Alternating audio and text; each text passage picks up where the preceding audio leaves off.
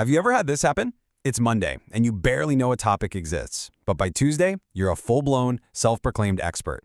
It's a weirdly universal feeling, right?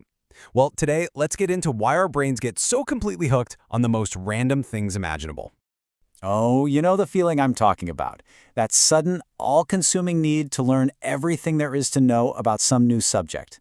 For a few days, maybe a week, it becomes your whole world. Nothing else seems to matter. So, like maybe one week, it's the entire history of chess.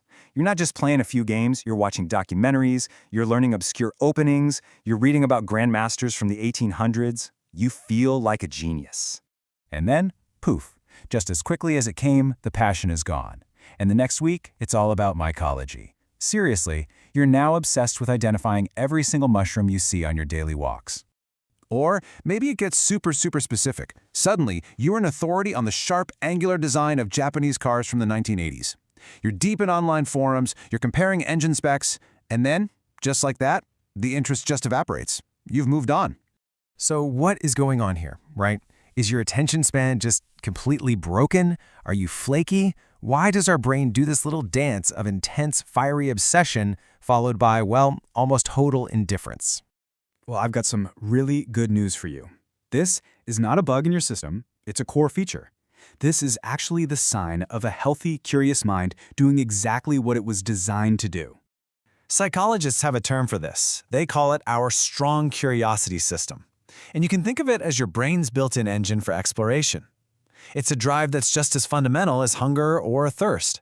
But instead of food or water, it pushes you to seek out and devour new information. Okay, but that doesn't really explain the feeling, does it? Why does that deep dive feel so incredibly satisfying? Why is scratching that intellectual itch just so rewarding in the moment? Well, the answer, as it often is, lies in a little bit of brain chemistry. It all comes down to something called the curiosity reward loop. And it's actually pretty simple. First, some new topic sparks your interest. Second, you dive in head first. And then, as you start learning, your brain releases dopamine. That's the feel-good chemical. And that is the powerful, satisfying reward that you feel. Yeah, that little dopamine hit is basically your brain's way of patting you on the back and saying, yes, this is great stuff, keep learning. It is a powerful, almost primal motivator that rewards you for exploring the unknown. It's literally designed to make learning feel kind of addictive. I think this quote puts it perfectly. You can really think of these temporary obsessions as feeding your mind. Your brain craves new, stimulating information to stay healthy and sharp, just like your body craves nutritious food. And the benefits here are just huge. This whole cycle keeps your brain active, engaged, and plastic.